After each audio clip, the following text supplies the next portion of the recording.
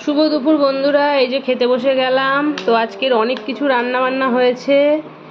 তো কি কি রান্না হয়েছে আপনাদেরকে দেখাই। এখানে রয়েছে উচ্ছে আলু ভাজা, বাঁধাকপির চচ্চড়ি,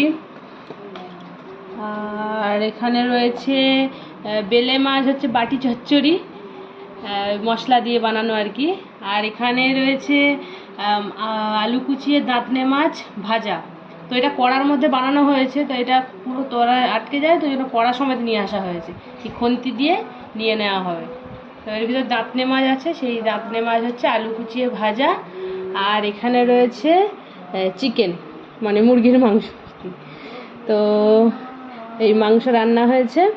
তো এই ছিল আজকের রান্না বান্না, বলতে পারেন অনেক রকমই রান্না বান্না।